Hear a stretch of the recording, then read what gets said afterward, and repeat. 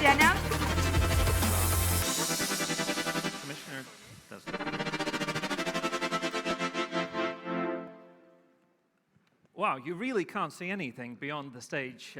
But Commissioner, welcome to Latvia. This is such a fantastic event. I founded a startup Edurio, and all of my investment has come through meetings that I've met here at this event throughout the years. So, it's fantastic to have you here. But let's talk a little bit about the view from Europe, the view from Brussels. You've taken on the portfolio of Commissioner for Startups, Research and Innovation. What has surprised you most about what you actually see about how startups and founders live in Europe? Good morning to everybody. It's an excellent stage. I'm here since 30 minutes and I met excellent people, excellent founders, and I'm really, really glad to be here today with you. I'm a first startup commissioner, and it's combination startup research and innovation, and I think the place of the commissioner for startup is definitely together with research and innovation.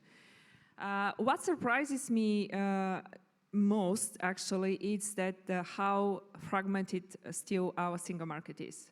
Yeah, surely we can, goods and capital flow, we can travel freely, but still for many, many founders, we are like 27 different member states, not single market. And many of you know the report about of IMF, and for services, for example, the estimation is that this fragmentation is equivalent to 110% taxes, which we say self-impose us with this fragmentation. What surprises me even more is how devoted and committed our founders are, how ready they are to tackle all the obstacles that they have to follow their ideas and their dreams. So those are the two things that I'm surprised, and I'm working very hard with my team and the whole commission to tackle the fragmentation. Fantastic, thank you. And we are cheering you on, and it's such an important role to, we in Europe have this massive group of intelligent, capable people, and, building that into a market is a challenge, and great that you're taking that on. You spend your time in Brussels and traveling around Europe and beyond. What do founders, you've also spoken to a lot of startups and startup founders, what do startup founders misunderstand about Brussels and your role, and maybe on the other hand, what do people in Brussels and your colleagues misunderstand about the founder ecosystem? I think in many people, it's not only the startup founders, think that Brussels is something separate, that live their own life. I mean, sometimes we call it a bubble, a Brussels bubble. And that Brussels is often only regulation and difficulties. And I think in the last year, I hope, at least, that these perceptions start to change. First, we meet very, very regularly with them, and we discuss a lot. And we really put a lot of efforts on simplification. We put a clear roadmap of deepening a single market by 2028, one market, one union initiative. So we did propose omnibuses, this is simplification packages that will spend, if adopted by the co-legislators, 5 billion euros per year for the founders, for the private sector, for our citizens. So I think that this is, and I hope that the founders see this change. But the truth is that the real change starts every day from home. And I believe that only together, only with the governments, only with the founders, only with the stakeholders, we can make this change happen. Otherwise, it will be just proposals coming from the Commission with no real change on the ground. Yeah, thank you. It's this European level, the national level, and the startup level. I'm very excited that we have Minister Braja with us today here as well, showing that Latvian government is also involved in this change. So fantastic to see that. let's talk, you mentioned about roadmaps. The EU has announced the EU Startup and Scale-up strategy that has started already and is being implemented. Can you maybe share a little bit about what you're trying to achieve with it, and where is it already succeeding, and where would you like to see faster progress? This strategy was created together with actually the startup and scale-up community. We met a couple of times. We organized workshops, hackathons. I initiated this startup and scale-up forum. We meet on a regular basis. My team, they have separate groups that they literally discuss everything with the community. I'm pretty much sure that you have very active participants from the Baltics, and you have. So it's a joint work. And I remember when I was presenting to the community the draft of the strategy, one of the participants said, yeah, it looks like an action, like a more to-do list. And I said, yeah, but I want it to be a to-do list. I mean, I didn't want it to be some empty strategy with beautiful sentences and decorations. I wanted something very practical, very concrete actions that will improve the life of our founders, and they will be focused on develop the ideas, and not with tackling with the bureaucracy, with the fragmentation, and what obstacles that they meet.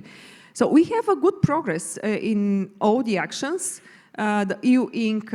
Was adopted in the Council on 18th of March.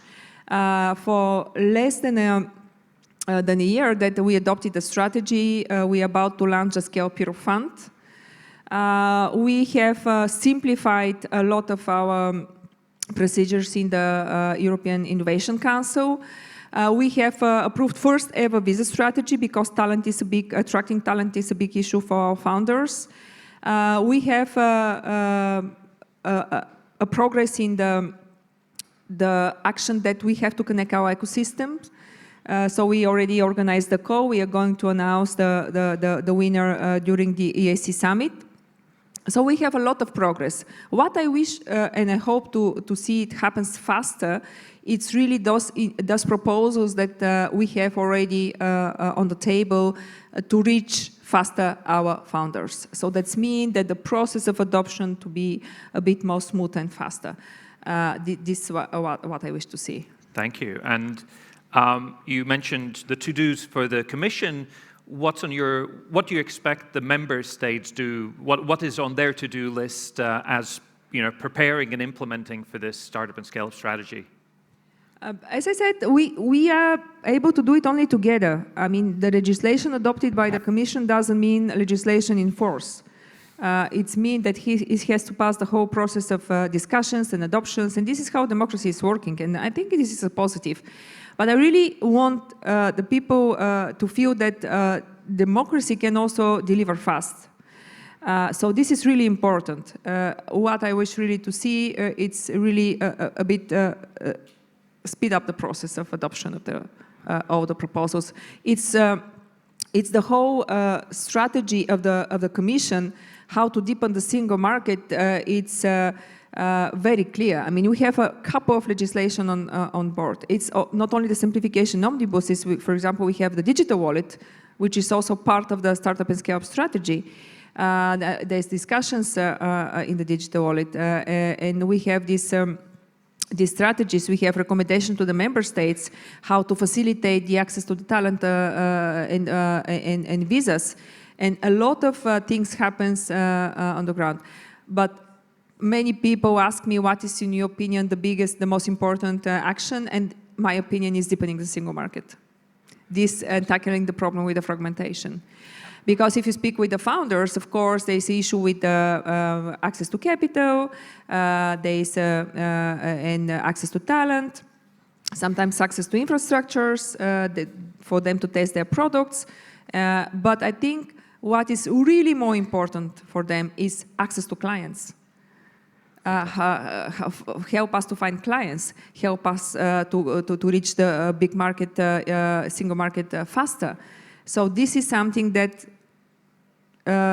will then help to solve the other obstacles and challenges that they have to access to the capital, for example. If one promising startup may show contracts and may show clients, actually, I'm pretty much sure that it's much more easy to attract than investors. So for that, I think what I also wish to see more from the member states, trust more to our innovators, procure more European innovation. Because if you see the data for public procurement, this is demand part, helps to find the clients, we are really almost not procure at all pre-commercial. We are less than 1% of European public procurement are pre-commercial public procurement. And less, I think around 10% is innovative public procurement. This, I'm talking about the public sector. And 15% of our GDP is coming from actually public procurement. So it's a big, big potential for our innovators. So this is something that I also wish to see more member states doing. Procure more from our innovative companies. Fantastic, and I trust the government is listening and already thinking about some of those elements. But let's talk more about this. There's fragmentation in terms of goods, but EU is also fragmented currently in terms of the legal systems. And so when investors want to invest, an investor from Germany wants to invest in a Latvian startup, they will have to do due diligence, understand the local laws, etc. And so you've announced the EU, the 28th regime, also called EU Inc. Can you talk about what that is and how is that going to change life for founders? 28th regime is a bit broader than the EU Inc. EU Inc. is one of the part of the 28th regimes, the most significant one maybe because it was really demand coming from the community, and I'm really very much grateful to the community because it was an initiative that really arose from their demands, and now here we are, we have the proposal of the Commission. It's 28th regime, it's a unified EU Inc. And this will help to founder from everywhere, no matter where they're located, to register. Digital, fast, cheap, for less than 100 euros, with no limited requirements, no requirements for the capital. Digital, fast from everywhere, they can choose the seat. So this is how I'm pretty much sure we are going to deepen the way forward to deepen the single market. There are also some things that you are really doing very good in the Baltics, but it's not the case everywhere in Europe, and this is the employee stock options, harmonization of the timing of taxation. In some member states, they are taxed before actually to receive the income. So it's a big challenge. It's a big issue for our founders because sometimes it's the only way they attract the people that they need to give them shares. And this is something that it's also harmonized, a proposal for harmonization. Something that is really important, I remember one of the things very clear during the hackathon that we organized with the community, how to develop what actions to include in the strategy, the startup and scale strategy, and it was the zombie company issue. So we did propose in the regulation a faster digital procedure for the startups for insolvency. So this will really help the founders to close the projects that are not successful and to continue with a new one, to restart their business. So other things will come later. I'm already mentioning the pre-commercial public procurement. I will mention also that my colleague, Executive Vice President Mizato, is looking at the regulations linked with the cross-border teleworking, which is really important for the community to reach the possibility of 100% cross-border teleworking. It should be a huge improvement for the sector. The business wallet already mentioned, so it's much broader innovation package, so to say. Fantastic. And what is the timeline? So when would a founder in this room be expecting to be able to register in EU Inc. and what are the main hurdles still left to jump over? As I already mentioned, in the Commission we hope that because first of all the Council already called the Commission to propose ambitious package, We see this in the council. We see a lot of interest in the parliament as well. I was in the ITRE committee, which is responsible also for my portfolio. There were a lot of questions about the 28 regime. There was a lot of desire in the parliament to act fast and smooth. So I really hope that we are going to have approval of the 28 regime regulation by the end of the year. So since the next year, our founders to be able to choose this as an option to register as EU Inc. What will be the most challenging part of the regulation? I don't believe it will be the corporate part. I hope I'm not naive, but I see challenges in insolvency negotiations. I was justice minister, and it was long years ago when you start discussions about how we have to harmonize, how we have to simplify at European Union level insolvency. So I hope that this time will be different, and this proposal will be accepted by the member states. It's the solvency part, employee stock options as well. I really believe that we should also harmonize not only the timing of taxation, but the type of taxation, how we tax.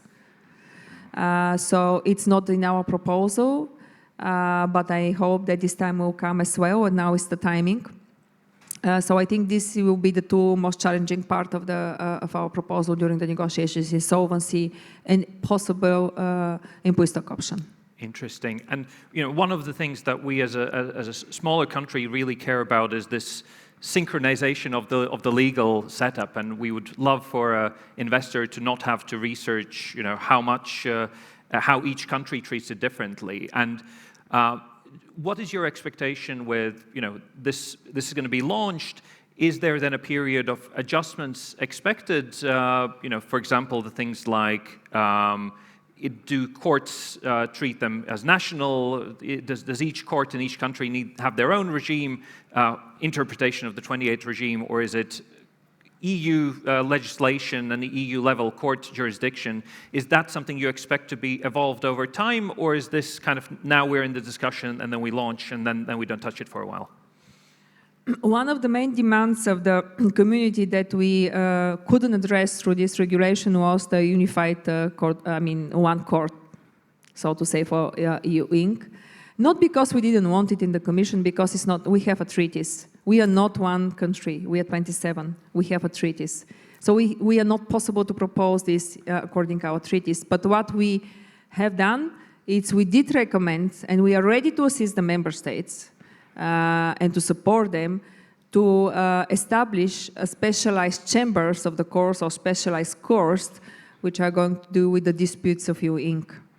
So as I said, we are ready to assist it. We are ready to help the member states and to motivate them to do so. And I think the member states who do it, it will be a big advantage for them.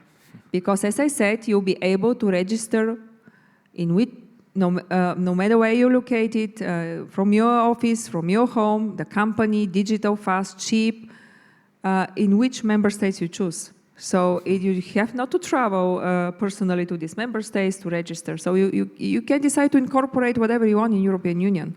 So I think it will be a big advantage for those member states if they want to attract a private sector and founders to establish a specialized courts or specialized chambers of the courts. Okay, thank you. So I'm giving the ideas of the member states if you want to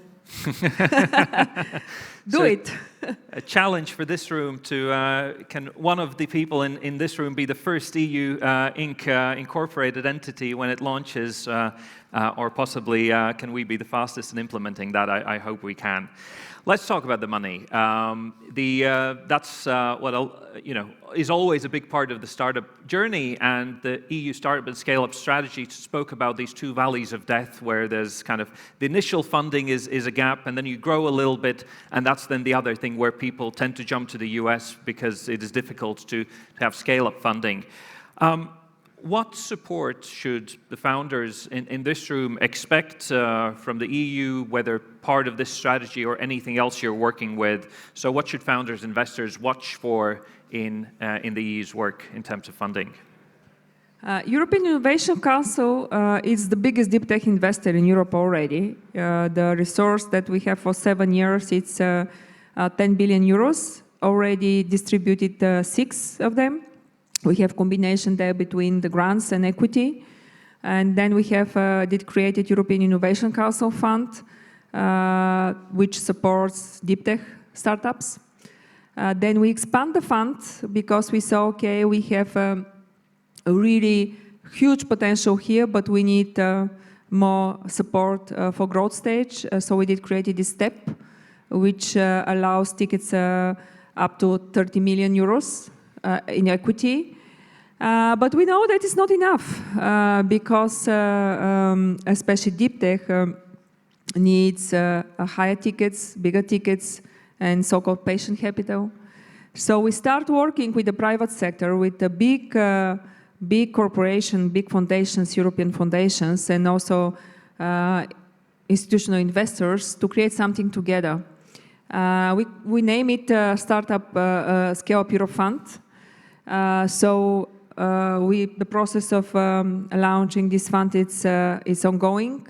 We are at the stage that we are choosing the fund manager. So that means that we have commitment for 1 billion from Horizon, European Innovation Council, and we have already commitment for 3 billions coming from the private sector. The goal is to reach 5 billion euros, which can, of course, leverage up to 20 billion euros. The goal of this fund, actually, is, of course, to help the European deep tech scale-ups to stay in Europe, to become global from Europe. That's really important. But also, I think what is really behind this idea is to show the private investors that it's good business to invest in our innovators, to invest in our startups and scale-ups. Somehow to really to show them that this is serious. We are also ready to create this fund and to invest 1 billion euros.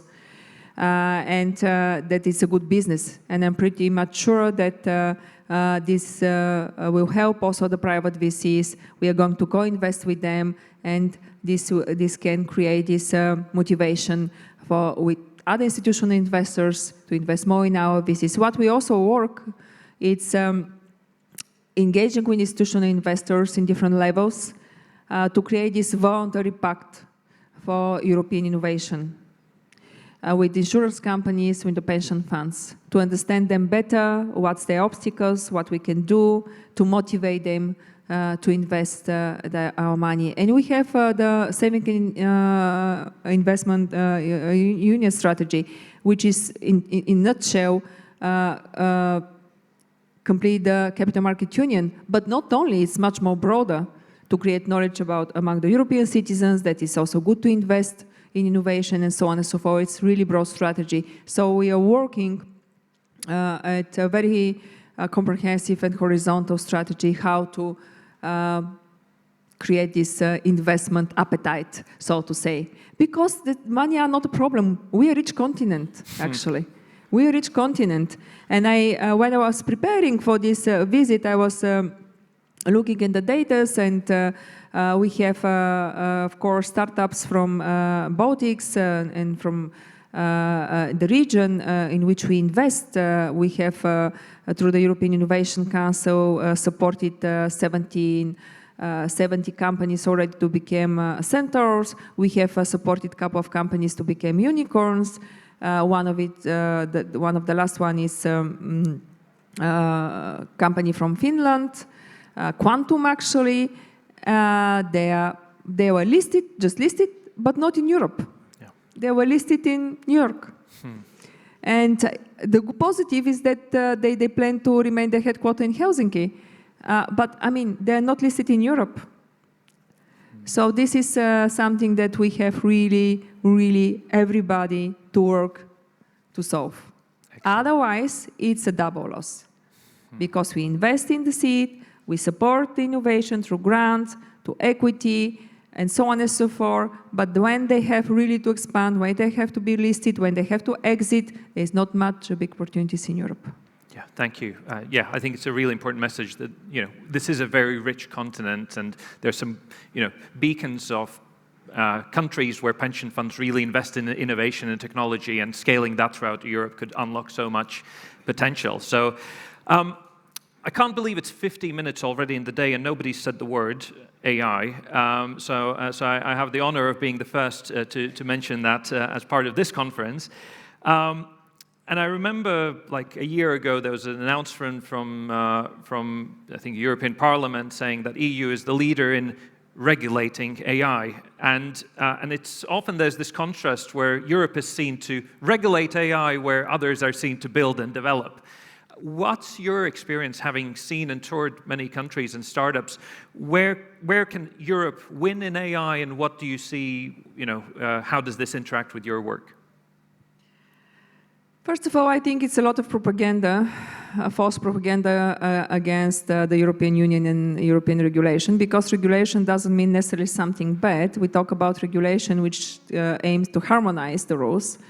I met, for example, very big companies, European companies, Scaleups in fintech, and they said, actually, the European regulation helped us to become big because the goal was to harmonize the rules. So not necessarily regulation means something bad. If the goal is to make the life simple and to harmonize the rules across the union, it's a good regulation.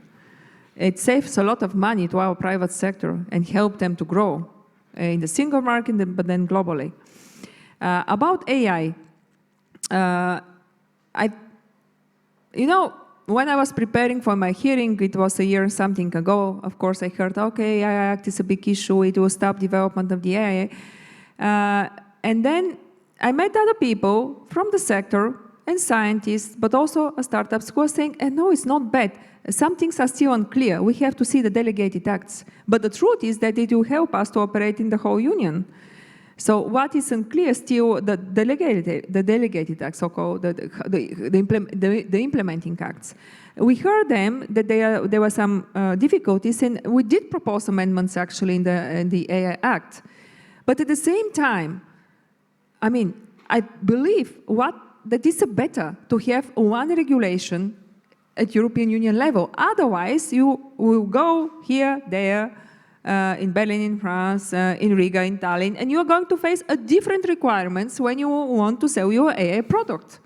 Now you're going to have one regulation for all 27 member states. That's first. And second, if we want our people to see AI as an opportunity, not as a threat, it should be trustworthy and human-centric. And more big names in AI that I see, they say to the European Union, it was when we launched the two strategies, applied AI strategy and science AI strategy in Copenhagen during the Danish presidency. One of the names, I'm pretty much sure that everybody knows his name, Joshua Bejos, he said, Europe has a duty to humanity. And your act, it's a lot of propaganda against this act. And it's a good act, actually. It's protect humans. So let's really adapt when it's not working, but not deny that it's better to have one instead of 27. Exactly. Same as the phone charger. That's always the great example to use. You spend a lot of time talking with various countries, some of the kind of the bigger, more stable countries. You come and visit us in the Baltics. And the always question for the Baltic founder is, what is our advantage as a small country? How can we compete with much bigger startups in Spain or Germany or France? What's your, I guess, words for those founders here in this room? Where do you feel small countries bring an advantage, and how we can, move to benefit from being in the Baltics? First of all countries in Europe are small compared to the main competitors. So in that perspective, you are not that different than the others.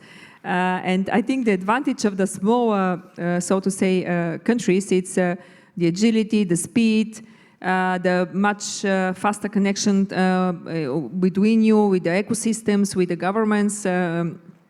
For example, the Baltics are prime example. You're always given as example of digital e-governments, of good legislation that you have for employee stock options, for example, also registration, for example. I never met a founder from Baltics, but also in general from Central Eastern Europe, who has some problems to register a company. Always, it's fast, digital, not expensive. So don't underestimate that region. I think you have a really, really good advantages, and also this spirit of cooperation, which is really something very important. As I said, even the biggest member state is small compared the United States or China, our main competitors. Only together, only integrating, only tackling the fragmentation, we can be competitive. Thank you for those words of inspiration. And Commissioner, it is first fantastic to see the EU have this role, somebody responsible for the startup ecosystem and innovation and research. And I think we can be happy that you are in that role and being champion for the startups in this room and beyond. So let's give a round of applause to Commissioner Zaharieva. Thank you. Thank you.